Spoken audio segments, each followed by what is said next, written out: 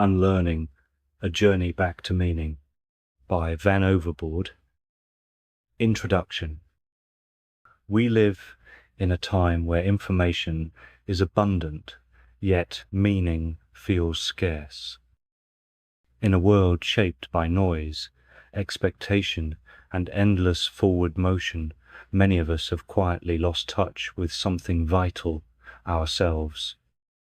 This book is not another instruction manual for success, nor a guide to fitting better into a broken system.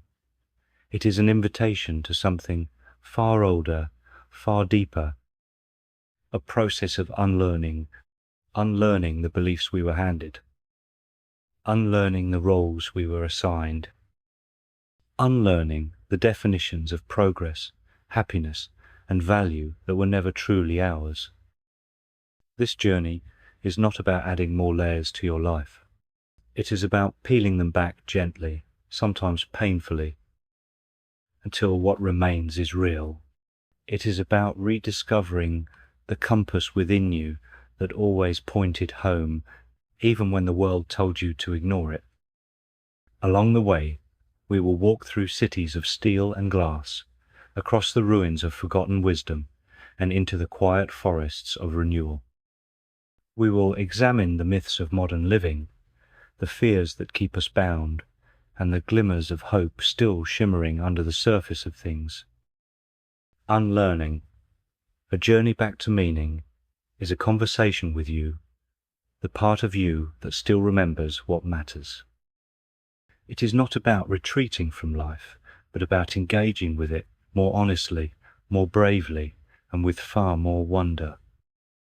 If you have ever felt that there must be more, if you have ever sensed that something precious has been forgotten, if you are ready to remember, then this journey is yours. Foreword. In a world that moves too fast and speaks too loud, many of us begin to question the very foundations we were taught to stand upon. The rules, the routines, the rewards, they begin to feel hollow, like echoes from someone else's life.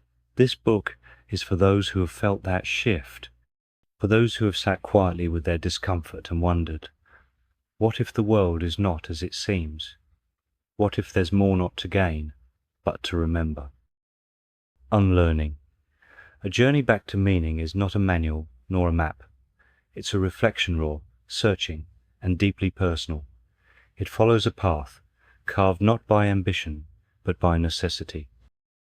Through quiet moments in a van, through the crumbling remains of forgotten towns, and through the timeless whispers of nature, a new kind of truth emerges, one built not on accumulation, but on awareness, not on answers, but on asking better questions. These chapters are not just stories of withdrawal from a chaotic world, but an invitation to reimagine what it means to live well, to slow down, to choose with intention, to reclaim the dignity of simplicity, and to listen more closely to the land, to each other, and to ourselves. May you find something in these pages that calls to you, not as something new to learn, but something you already knew, deep down, all along. Part 1. The Noise We Inherited. Chapter 1. Make Money, Not Friends. I saw the phrase on a t-shirt. It stopped me in my tracks. Not because it was shocking, but because it was so casually worn, a mantra without shame. It said everything about where we are. The image it conjured was sharp. A beggar on the street, passers-by avoiding eye contact, gripping their phones, going about their business, not just ignoring suffering, but often judging it. The beggar becomes a symbol of failure in a system where value is measured in output, assets, and brand. In reality, he might be someone who was chewed up by the machine, broken by trauma, or discarded by a world with no room for softness. But to the passing crowd, he's just the endpoint, the result. a problem to be managed, not understood. They install spikes where homeless people sleep, play high-pitched sounds to drive them away, underfunded shelters surrounded by luxury condos. Comfort and hardship coexist, normalized and perfected. The currency now, willful ignorance dressed as security. Gated communities are the fortress embodiment of that idea, designed not for safety from crime, but insulation from reality. The wealthy are protected from the eyes of the suffering, lest empathy disrupt their brunch. The system doesn't just allow inequality, it refines it. It packages it. It builds apps for it. Politicians, CEOs, law enforcement all appear to serve justice, while bending the rules for those who pay to rewrite them. Human trafficking, drugs, child labor, these things continue, not because we can't stop them, but because they're profitable. And through it all, the narrative repeats. Make money, not friends. Friends won't raise your status.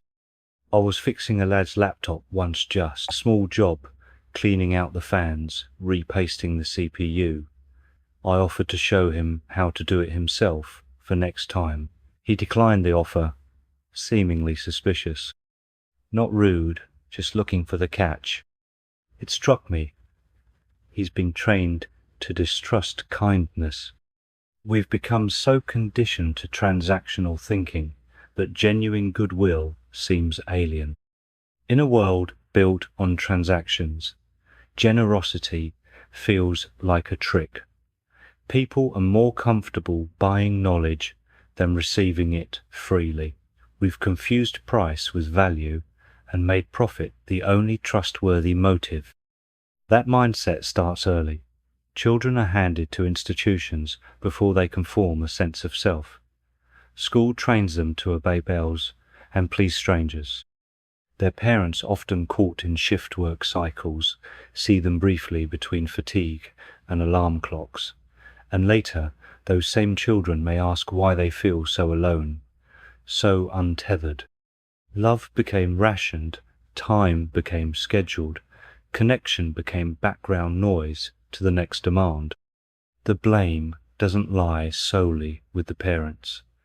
They too were shaped by the exact same machinery, taught to survive, not thrive, taught that success meant sacrifice of presence, of gentleness, of time. And what is left in the end? The retirement home, flickers of memory in sterile rooms. Before all this, before the concrete, the contracts, the surveillance, we lived another way. Tribal cultures, communal and holistic, where worth was not measured in accumulation, but in contribution and care. No one starved alone. No one slept under the stars for lack of belonging. The earth was alive, not extracted. Food was grown, not processed. And though hardship existed, it wasn't manufactured. The transition to feudalism marked the start of something else, ownership of people. Then came factories, slums, child labor, mechanization. History became a sequence of systems designed to turn life into labor and nature into resource. From miners in gem-laden pits serving royalty to modern workers stitching clothes they'll never afford, the pattern remains the same.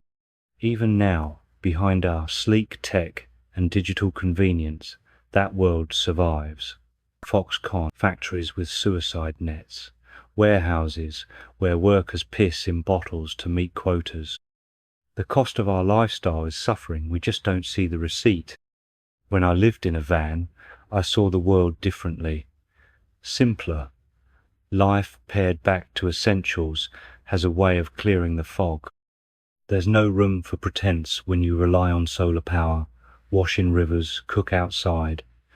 You see the waste, you feel the rhythms. You become a problem solver out of necessity, not ambition. One thing I realized, most of the world's problems are design flaws. We fix instead of rethink. We patch instead of question. Planned obsolescence isn't just a feature of products, it's embedded in society itself. Disposable relationships, disposable truth, disposable people. What if we didn't design for failure? What if we built things and lives to last? There's a reason organic food is expensive while processed trash is cheap. The system makes health a luxury. Supermarkets place sugar at eye level, then offer gym memberships and pharmaceuticals as afterthoughts. The imbalance is intentional. It creates consumers, not citizens, compliance, not sovereignty. The tribal way wasn't perfect, but it wasn't exploitative by default. Elders were respected, not warehoused. Children learned through play and observation, not testing and punishment. There was a circle, a continuity, not this linear race to nowhere. Somewhere in the rush for GDP and quarterly reports, we forgot how to live. So when I see a shirt that says "Make money, not friends," I feel a chill, because it's not just fashion, it's prophecy, and it's working. But it doesn't have to. There are glimmers still, a garden tended quietly, a stranger offering food without agenda, a child helping another just because it's right. These small acts are not resistance, they are reminders of who we were, of who we could be.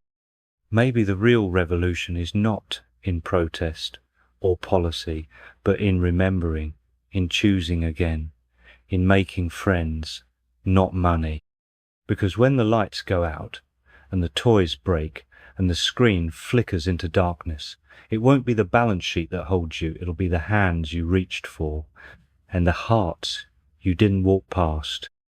Wealth consists not in having great possessions, but in having few wants. Epictetus. Chapter 2. The Illusion of Convenience. Make money, not friends, they say. But once the money is made, once the hands are empty, the minds are numb, and the hearts are closed, what's left? Perhaps convenience. Convenience is the new god, quietly worshipped, rarely questioned. It comes in recyclable packaging with same-day delivery. It hums in your pocket and waits for your command. It makes everything faster, cheaper, easier, but it also makes everything shallower.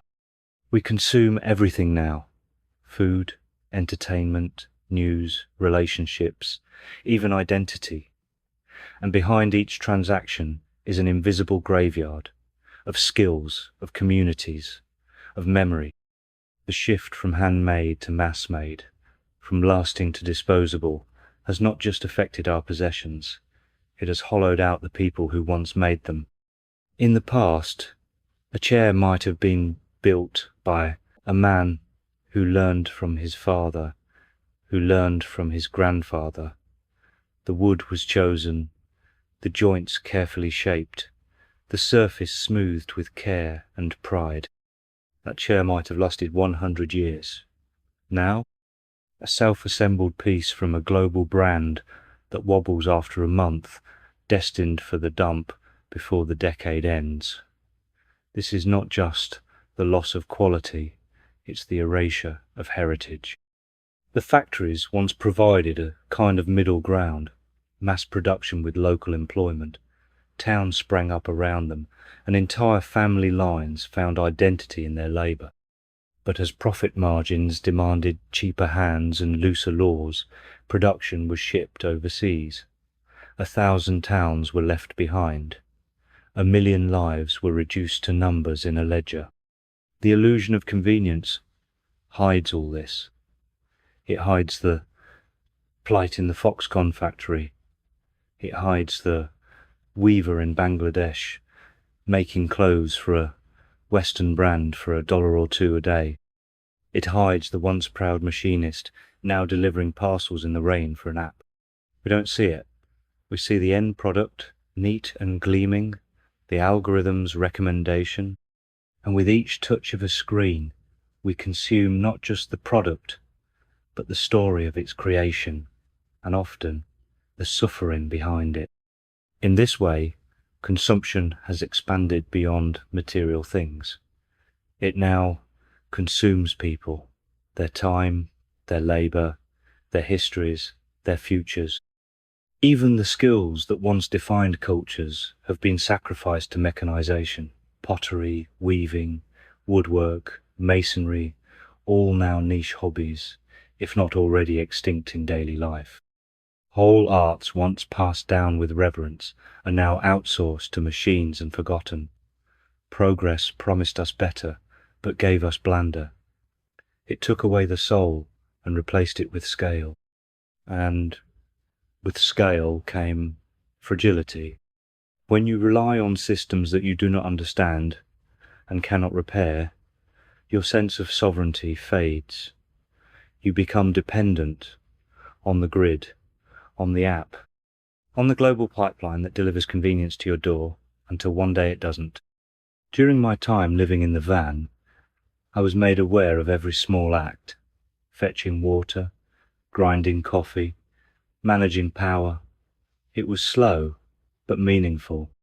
Nothing was taken for granted, because nothing came easily.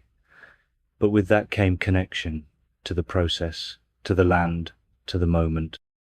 There were days I didn't travel, and yet the journey continued. The forest walks, the collecting of water. I explored the towns, noticing the boarded-up pubs and crumbling factories, silent tombstones of a different era. Once they had music and laughter and the murmur of connection. Now they're hollow, while everyone scrolls through curated feeds in isolation. One factory closing ripples out in ways people can't immediately see. It changes the identity of a place. It steals fathers from children, breaks the pride of workers, and sends the young to cities chasing illusions. What was once a community becomes a cautionary tale. Progress told us we were upgrading, but what have we actually gained beyond speed? Convenience often disguises degradation. I wonder what we've lost that we can't even name anymore. The smell of fresh bread from a local baker, replaced by the sterile aisle of packaged loaves. The calloused hands of the craftsman, replaced by sterile packaging. The neighborhood mechanic, replaced by unrepairable machines with glued-on parts and voided warranties. In chasing better, we've made things worse and lonelier. The modern world doesn't deal in resilience or rootedness. It deals in turnover. If it breaks, replace it. If it's old, upgrade it. If it takes time, skip it. But a meaningful life doesn't come from skipping the steps. It comes from knowing the steps, living them, feeling them. Convenience may save time, but it costs presence. It costs pride, and worst of all, it costs connection to one another, to nature, to the crafts and rituals that once made life rich. The more elaborate our means of communication, the less we communicate. Joseph Priestley. Chapter 3. The Fear of the Free. There's something deeply unsettling about the way modern civilization treats anything freely given. A gesture, a thought, a tool, a teaching. If it comes without a price tag, it's viewed with suspicion. People back away from it, clutching their possessions and their privacy, unsure whether to accept it or shield themselves from some imagined trap. Why is that? Why has free become synonymous with worthless, or worse, dangerous? It's as though we've all internalized the idea that anything worthwhile must come at a cost. That knowledge must be certified, kindness must be monetized, and help must be wrapped in contracts or terms of service. If it's not part of a business model, then it doesn't belong. We've been trained to commodify every aspect of our lives, and in doing so, we've lost the instinct to trust generosity. This fear bleeds into every area of life, relationships, education, even creativity. Open source software is mistrusted by those who've been taught that only branded, licensed products are safe. Independent thinkers are sidelined as conspiracy theorists or dreamers, unless their ideas are backed by institutions.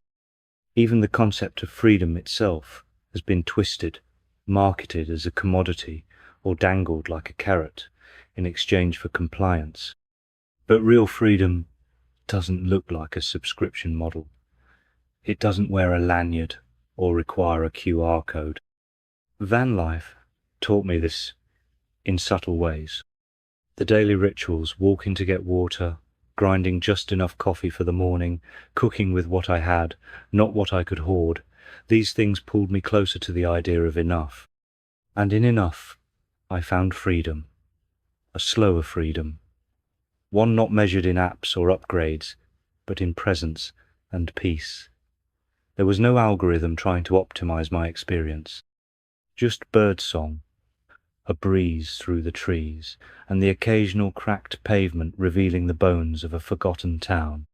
I walked through places that progress had passed by, towns built around single industries, textiles, coal, steel, now hollowed out, factories once alive with craftsmanship now corroding and graffiti tagged, their ghosts echoing in every smashed window and rusting gate. Skills that took generations to master, now replaced by machines. And even those machines get replaced, upgraded, outsourced, automated. Whole towns consumed by the very thing they helped create, and once they're consumed, they're discarded. This is the legacy of consumption, not just of things, but of people, communities, even knowledge itself. We used to learn from elders, from storytellers, from experience. Now, we rely on systems designed to keep that knowledge gated, paywalled, licensed, leased. Knowledge, too, is feared when it's free. But maybe that's where the hope lies, because fear can be a teacher too. And maybe the fear of free is the final reflex of a dying system, one last gasp from a model that can no longer contain the human spirit. Maybe what's free is exactly what will save us. The cost of something is never the price you pay. It is the value you place on it. Henry David Thoreau. Part 2. Remembering what we forgot. Chapter 4. The van as a teacher. I didn't set out to find a teacher. I just wanted a way to live differently, more freely, more deliberately. But over time, the van became more than a shelter. It became a mentor. It taught through repetition and routine, through breakdowns and stillness, through the quiet discomforts that modern life tries to eliminate, but which, in hindsight, were the most instructive moments of all. Lesson 1. Everything has a cost. Living in a van strips away the illusion that things come without consequence. Every watt of power, every drop of water, every gram of waste, each had to be earned, carried, or disposed of with care. There was no way to throw things to, no invisible infrastructure to hide the cost of consumption. An example would be the visit to the supermarket. In the past it was automatic, and waste was managed at my home. In a van, every inch of space is important. Containers, single-use plastics and packaging was removed and deposited back in the supermarket waste bins. If the same principle was adopted by everyone, it would deal with the problem at source and force the supermarkets and food producers into reconsidering their packaging trends, which, let's face it, it's not ideal. This same awareness reshaped my habits. I used less because I had to, but also because I wanted to. The van taught me that convenience often hides complexity, and that simplicity, while often harder, is more honest. Lesson 2. Stillness is not stagnation. There were days when the van didn't move, parked beside a forest or tucked behind an old industrial estate. I'd spend hours just being, no agenda, no destination. In those moments, I learned that motion isn't the same as progress. Sometimes, staying put reveals more than constant movement ever could. I began to notice the world in finer detail, the way light shifted through leaves, the distant hum of a town winding down for the evening, the stories etched into crumbling brickwork. The van, in its stillness, became a lens through which the world came into sharper focus. Lesson 3. Discomfort builds resilience. There's a particular kind of cold that seeps in during the early hours of the morning, even under layers of blankets. There's a specific frustration that comes when the water tank runs dry mid-wash. These discomforts were frequent companions, but instead of breaking me, they built resilience. I learned to adapt, to prepare, to accept that not everything would go smoothly. The van taught me that discomfort isn't something to be feared, it's a catalyst for growth. Lesson 4. Freedom requires discipline. Ironically, the freedom of van life demanded more discipline than my previous, more conventional lifestyle. Without structure, days could slip away. Without routines, small tasks became burdens. I established rituals: morning coffee, ground fresh, a walk to collect water, evenings spent talking, reading or reflecting. These practices anchored me, providing a rhythm that balanced freedom with purpose. Lesson 5. Presence over possession. In a space where every item had to justify its place, I became acutely aware of what I truly needed. Possessions were no longer about status or accumulation, they were tools, each with a purpose. This minimalism extended beyond physical items. I became more selective with my time, my attention, my relationships. The van taught me to value presence over possession, experience over excess. He who is not contented with what he has would not be contented with what he would like to have. Socrates. Chapter 5. Nature's Quiet Lessons. After my experiences living in the van, I began to listen more carefully to the world around. What had once been background noise slowly came into focus, the subtle signs, patterns, and teachings offered only by the quiet, persistent rhythm of nature. It was as if life had a low, ever-present hum, and I'd only just begun to hear it. Nature does not speak loudly, but it speaks often. Living close to the land and the weather, even just on the edges of a town, reveals many tiny stories unfolding around you each day. In the stillness that van life encouraged, I started to see what most people, rushing from one place to the next, miss entirely. There was a path through the industrial estate, where badgers and foxes routinely crossed. I wouldn't have noticed it in my old life, where walls and schedules framed my existence. But here, parked on the estate, I saw them in my hide, captured by the automatic floodlights. Watching these creatures go about their routines felt like tapping into something ancient, something unbroken. There was the rhythm of human life too, the clockwork precision of dog walkers, out like sentinels each evening after work, the morning rush, school drop-offs, horns and chatter, followed by an eerie midday quiet, then the slow return of movement with the end of business hours. A town inhales and exhales, just like a living organism. Nature and society operate on overlapping but different timelines. One is cyclical, renewing, forgiving. The other is linear, extractive, often indifferent to its own collateral. I came to see this dissonance everywhere. A single factory closure and the heart of a town stops beating. The pubs, once full of laughter and warmth, shuttered and forgotten. Warehouses with broken windows, standing as monuments to yesterday's economy, now reclaimed by moss and pigeons. Progress is often spoken of as a line forward, a march towards something better. But I came to understand that this unbalanced kind of progress consumes not just resources, but meaning. Age-old skills are lost to machines. Traditions are discarded for efficiency. People become either consumers or consumed. The land, however, remembers. In cracks of pavement, wild flowers bloom. In abandoned lots, nature sketches new blueprints. I began to appreciate how deeply healing these places were, not despite their abandonment, but because of it. Nature fills the voids we leave behind, and in doing so, offers us a kind of forgiveness, a reset.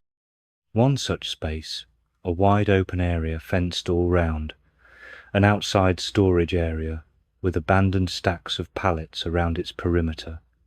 It had become a safe haven for seagulls, with many young in its centre.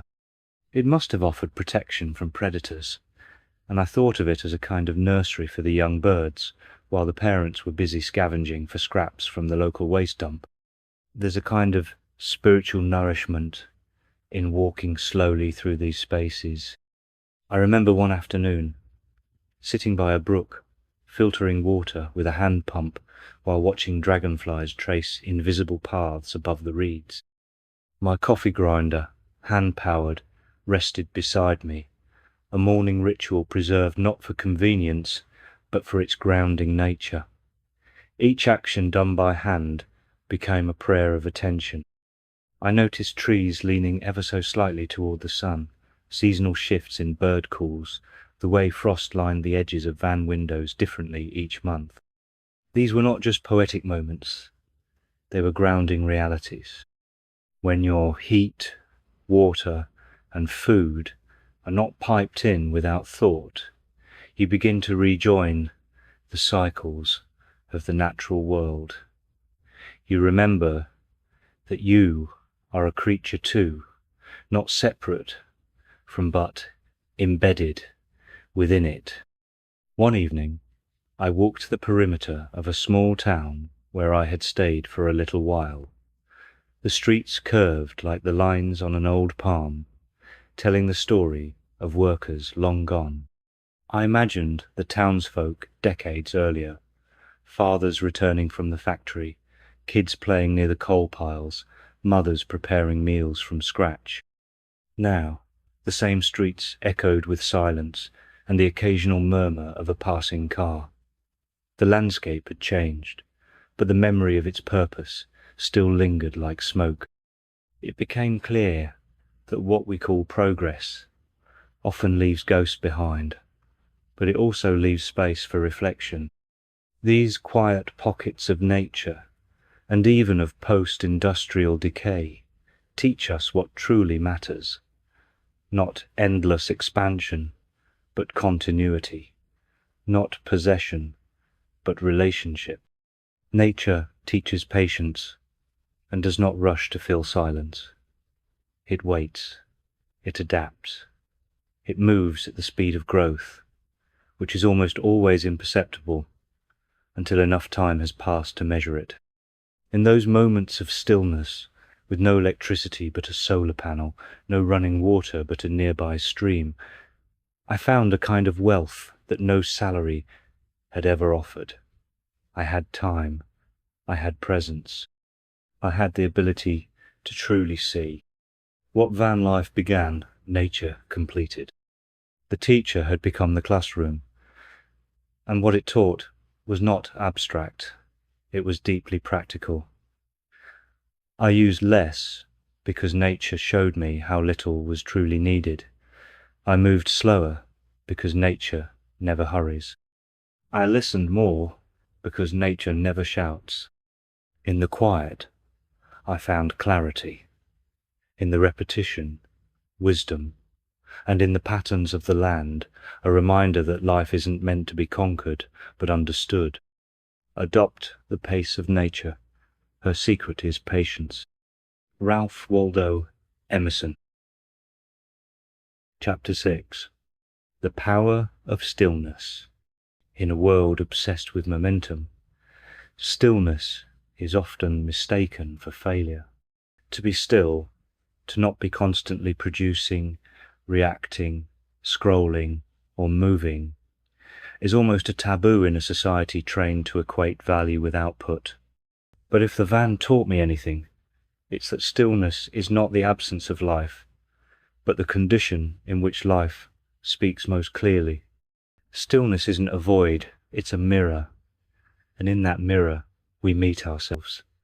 When the world goes quiet, when you live closely with nature and with yourself, away from the manufactured urgency of modern life, something peculiar begins to happen. Time slows down. The day stretches not with tasks, but with textures, the rustle of wind through trees, the slow shifting of light across a landscape, the subtle sounds of creatures moving in the underbrush. These moments don't demand attention, they invite it. There were mornings when I'd wake with no schedule, brew a simple coffee on the stove, and sit outside watching mist roll across the fields and mountains.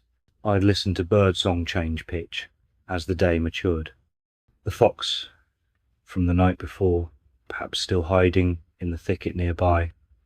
These were not dramatic scenes, but they were full in a way that no city skyline, no morning meeting, no morning commute could ever replicate.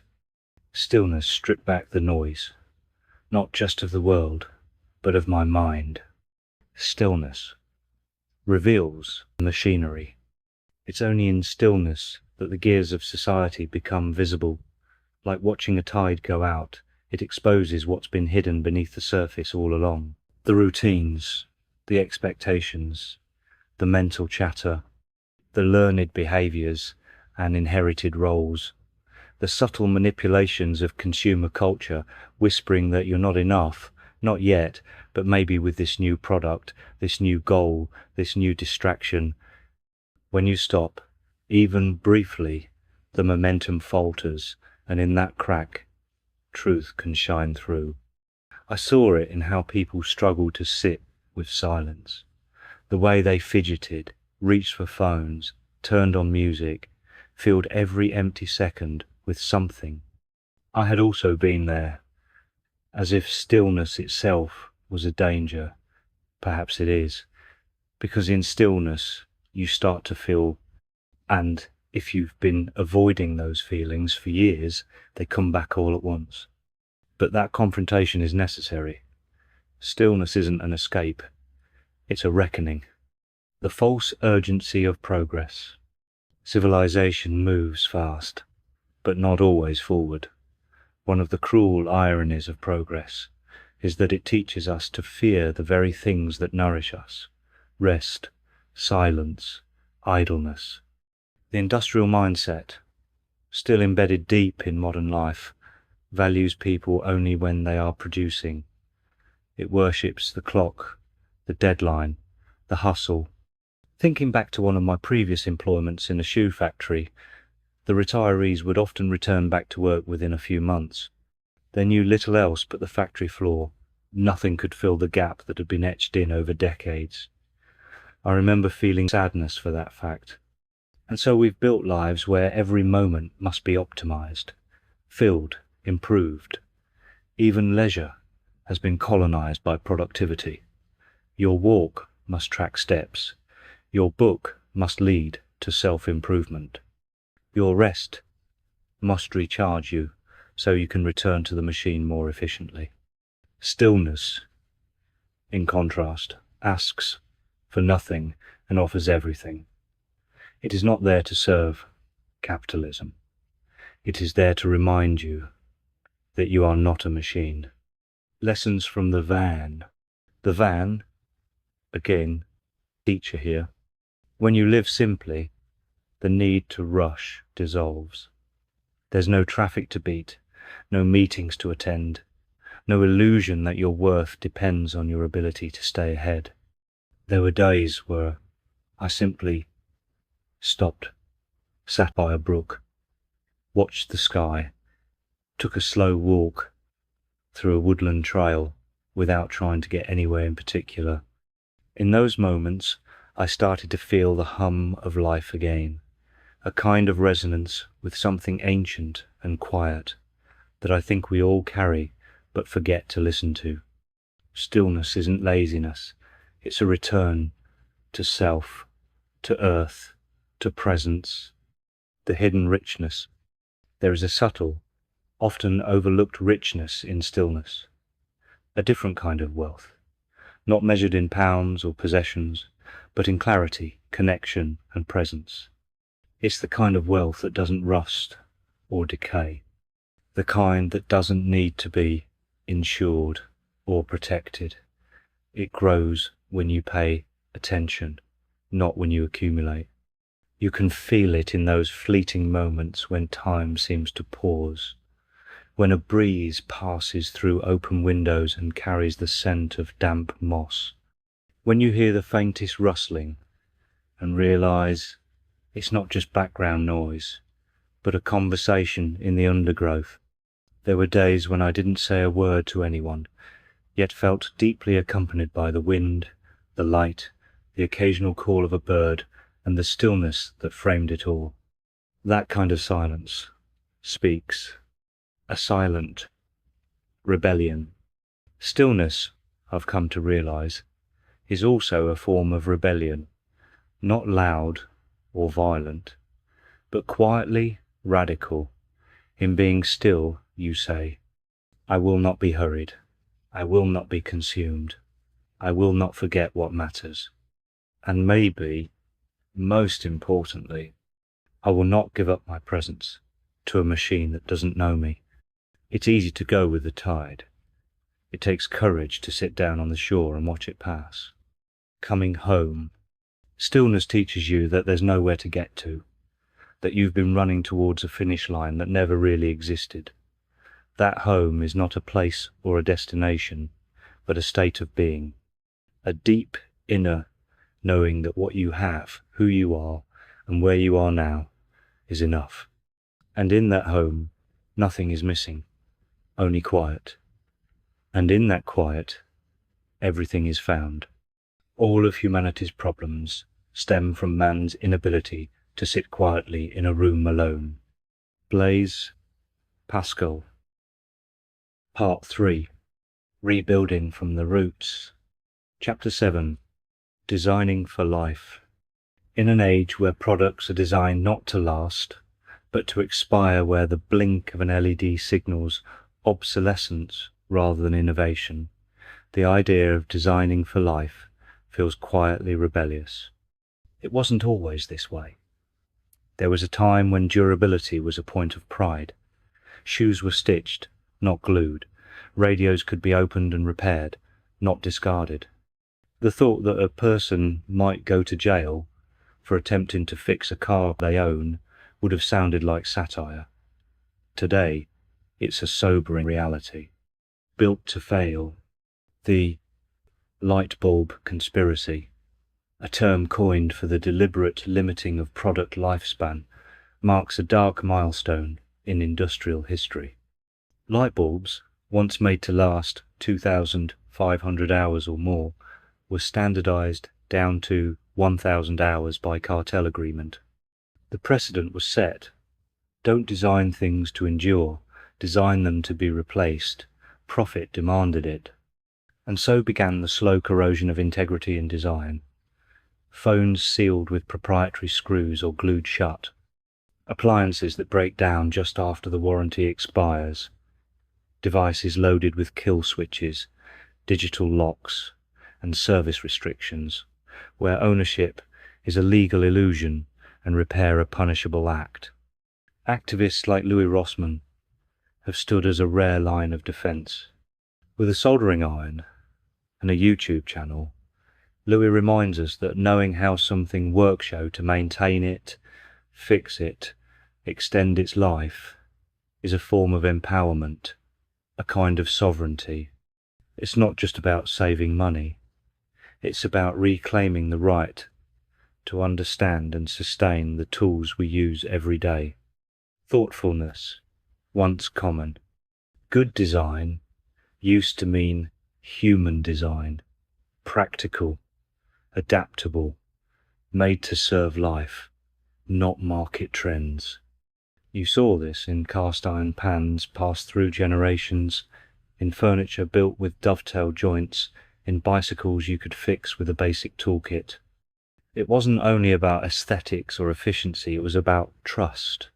Trust in the maker, trust in the materials, trust that this thing would accompany you through life, not abandon you mid-journey. Today, we live in homes filled with plastics that yellow, motors that grind to a halt, gadgets we don't fully understand and can't fully trust. The cost isn't just environmental, it's existential. We lose our connection to the world when the things we touch are designed to be temporary. The future that could be. People like Jacques Fresco saw this coming. An industrial designer and social engineer, Fresco envisioned a world not driven by profit, but by purpose. His Venus project proposed circular cities, intelligent resource management, and sustainable infrastructure that served human needs without the waste and chaos of capitalism. Fresco imagined a world where form truly followed function, and where technology worked with nature, not against it. His ideas were bold, sometimes utopian, but deeply human at their core. Permaculture, design that endures. If Fresco offered the blueprints for cities, Bill Mollison and Seth Lawton offered the blueprint for land. Permaculture isn't just gardening, it's the art of designing ecosystems that sustain themselves and us, with minimal waste and maximum harmony. The principles are deceptively simple. Observe nature, mimic its cycles, give more than you take, but the impact is profound. Projects in India, Africa, and arid zones of Jordan have proven that permaculture can turn deserts into green, thriving systems. Through careful water retention, layered planting, and soil regeneration, these places go from barren to abundant without synthetic fertilizers or exploitative practices. These systems aren't just about food, they're about dignity, about reclaiming the land and restoring balance to places where modern agriculture often brought only depletion. We have the knowledge, the models are already working. What's missing isn't technology, it's willingness beyond the object. To design for life is to design with life in mind. It means questioning the end point of everything we create. Where does it go when it dies? Who does it serve? Does it heal or harm the system it inhabits? A well-designed chair supports your posture and your peace of mind. A well-designed tool teaches you how to use it. A well-designed life reflects the ecology it belongs to, not the market forces that distort it. This isn't about returning to some imagined rustic past. It's about combining wisdom from the old world with innovations that serve people, not just shareholders. It's about creating systems, housing, energy, agriculture, technology that are regenerative, not just sustainable. Longevity must return as a core principle, not a nostalgic luxury. Quiet resistance, choosing to fix, to reuse, to grow our own, to build thoughtfully. It's not just frugal, it's subversive. In a system where planned obsolescence is the norm, longevity becomes a quiet form of protest. The van taught me this too. It was never meant to be a metaphor, but it became one.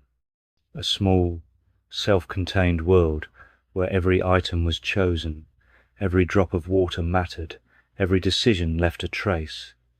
There was no somewhere else for waste or excess.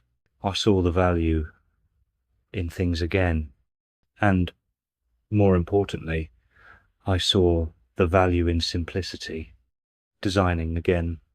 What if our cities were gardens? What if every home captured rain, and every rooftop grew food? What if your phone could be opened with a screwdriver and repaired with a low-cost part?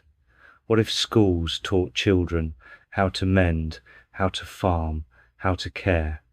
It's not a fantasy, it's a choice. We can choose to design systems that nourish, not drain, that restore, not deplete, that invite participation, not dependence. And we start not with grand plans, but with small acts. Fix the broken, plant something, question the design, teach what you know, design for life. Though the problems of the world are increasingly complex, the solutions remain embarrassingly simple. Bill Mollison, Chapter 8, The Art of Letting Go. It didn't begin with some dramatic collapse. No sharp moment, just a slow unraveling, a quiet sense that something was off, not just in the world, but in me. Like background music I'd gotten used to until one day I actually heard it, a kind of disconnection humming underneath everything. At first, I tried to fix it the usual way, more things, more effort, more distractions. I thought I needed to upgrade something, or maybe become someone else entirely. But all of that was noise. Behind it was grief. Not always from loss in the obvious sense, but from the slow erosion of presence. People fading, not through death, but through distance. Pieces of myself scattered in obligations and masks I no longer remembered putting on. Letting go isn't what I thought it would be. It's not detachment in the cold, spiritualized way, a withdrawal from life. It's something far more intimate. It's allowing truth to rise. And truth, it turns out, doesn't cling. We're often taught to accumulate not just possessions but personas. We inherit roles from parents, pick up ideals from media, carry wounds like family heirlooms, and somewhere along the way, we forget what's ours and what was given or imposed. I began to notice it in small moments, how I held back words to avoid conflict, how I nodded along to keep peace, how I built relationships out of expectation, not resonance, how I performed kindness rather than offering it. There was a version of me I'd created to be accepted, and it worked, but the cost was authenticity, and eventually the mask cracked under its own weight. Letting go, I've come to realize, is an act of remembering, not forgetting. It's peeling back the layers to find the original self underneath. Not the broken self we often focus on in healing journeys, but the whole self, the quiet one, the one we lost in the noise. But it's hard, especially when the people around you only know the version you're trying to outgrow. Friends may drift, family might not understand, you'll be questioned, accused of changing, of turning away. But the truth is you're turning inward, reclaiming, and that's always threatening to systems built on sameness and compliance. Some attachments go deeper than we think. It's not just toxic people or habits. Sometimes we need to let go of ideas about success, worthiness, even love. We need to release the inner critic disguised as discipline, the shame passed down as tradition, the belief that we must earn rest or approval or simply right to exist unedited. And yet, there's no ceremony for this, no guidebook, just a series of choices, sometimes small, like pausing before saying yes, sometimes seismic, like walking away from a version of life you once fought to build. I began to notice traces of this in my parents, creative sparks buried beneath duty, individuality glimpsed in odd hobbies or half-finished projects. I wonder now if they, too, longed for a different rhythm, one not dictated by fear or survival. Maybe they passed on their ideals, hoping I'd carry them further. Maybe they didn't know they could choose differently. Breaking free isn't rebellion, it's realignment, and it rarely looks dramatic. Often, it's just quieter mornings, honest conversations, less explaining, more walking away. Letting go isn't absence, it's space. And in that space, life begins to speak differently, not through urgency or ambition, but through subtle guidance, a new kind of clarity, a pull toward what feels lighter, truer. It might take years to untangle all the threads, the shoulds, the shame, the survival scripts, but each release is a return, not to who you were, but to who you really are beneath all that striving. Maybe that's what freedom is, not a destination, not a claim, but the moment you stop trying to become and start remembering what you've always been. Your task is not to seek for love, but merely to seek and find all the barriers within yourself that you have built against it. Rumi. Chapter 9. Crafting a new narrative. Change rarely comes all at once. It arrives in layers, quiet tremors before the shift. And even when the outer movement feels sudden, it's often the result of long, internal seasons of unrest.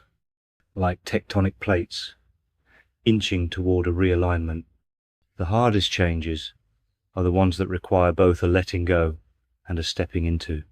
They ask for the surrender of what's familiar and the courage to imagine something not yet known. It's not easy, but sometimes necessary things aren't. In those moments, fear stands at the threshold, fear of what we'll lose, of how others will react, of who we'll become once the familiar stories no longer apply. But the fear is a signal, not of danger, but of depth.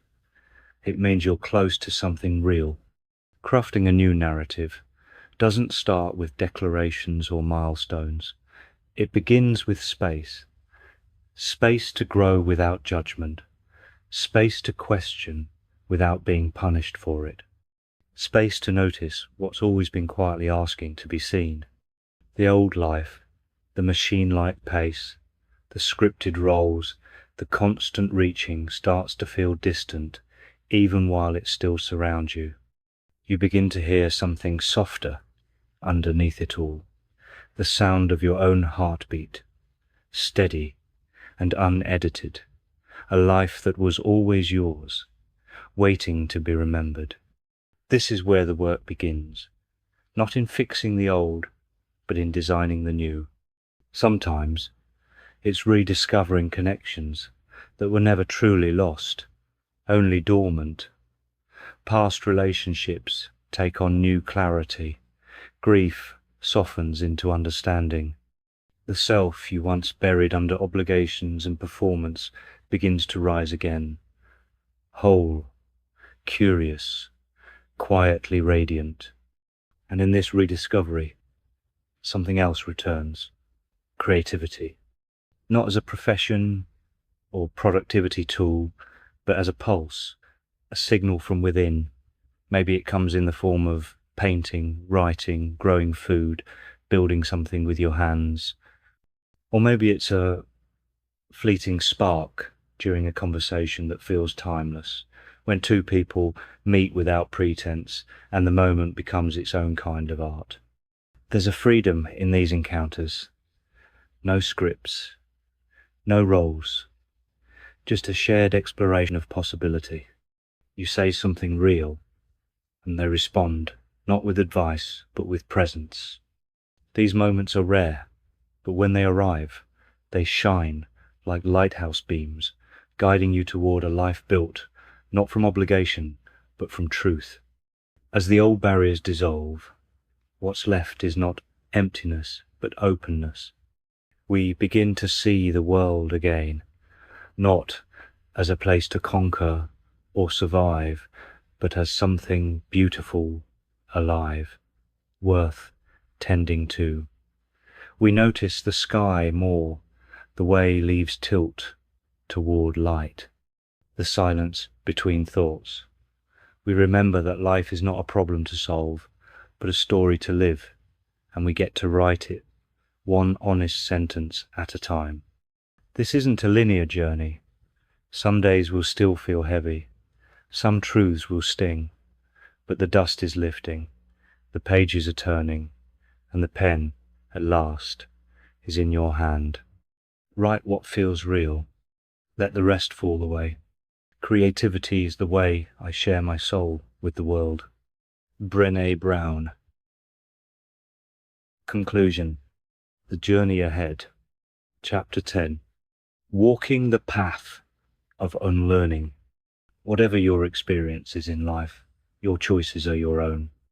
You can spend your days trying to understand the world, deciphering its systems, deconstructing its narratives, or you can step outside them entirely. That choice, while simple on the surface, may be the most radical act of all. The deeper you go in your understanding of control, of how society operates from top to bottom, the more you realize how tightly the cycle holds us. It's a circus of distraction, complete with sideshows, slogans, and carefully choreographed outrage. Some awaken to this illusion and dedicate themselves to exposing it. But too often, even this becomes part of the loop, another performance within the system's walls. The real rebellion begins within.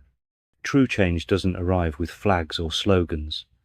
It doesn't require another group, another cause, another chant to shout over the noise. History has shown us what happens when revolutions are built on external battles.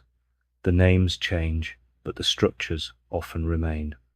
If everyone became aware overnight, saw the manipulation, the fear-based programming, the narratives dressed as news, would they still watch, still obey? Or would they realize their quiet consent has always been the engine? The system only functions because we agree to play. Unlearning begins when that agreement dissolves. It means saying no, not just to the noise, but to the framework beneath it. It means turning off the broadcast and tuning in to something older, something slower, your own discernment, your own presence. The hardest part is that the system is addictive. It feeds us images of fear and comfort in equal measure. It flatters, manipulates, entertains, and shames, all to keep us passive. It teaches children what to think instead of how. It replaces curiosity with compliance, and in doing so, it breaks the very thing it claims to uphold, the human spirit. Capitalism, for all its promises, brought us no closer to wholeness. It sold us novelty and called it progress.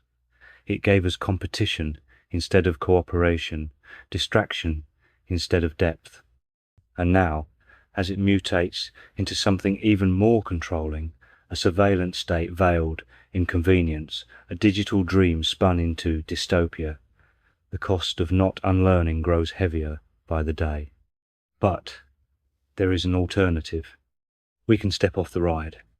We can remember what it means to build a life rooted in values instead of profits, to care for the young and the elderly, not because it's profitable, but because it's right, to create systems where resources are shared, not hoarded, where nations cooperate instead of compete, where technology serves life, not the other way around. We can imagine schools that ignite wonder instead of obedience, factories that serve communities, spaces where solitude is respected and connection is safe, a culture where difference isn't feared but embraced as the thread that weaves us whole. Will there be difficulty? Of course. All transitions carry growing pains, but chaos need not be permanent. If those with vision, insight, and compassion begin to act, to share, to teach, to build, the ripples will spread, the illusion will falter, and something better can take root. Unlearning is not forgetting. It is remembering what was buried. It is questioning not only what we were taught, but why we were taught it. It is stepping out of fear-based systems and into truth-based lives, slowly, individually, together. No banners, no saviors, just people choosing differently. The old world is built on control. The new one will be built on awareness. And it begins, quietly, with the refusal to forget what we already know in our bones. The only real revolution is the one that changes the human heart. Vaclav Havel. Thank you for listening.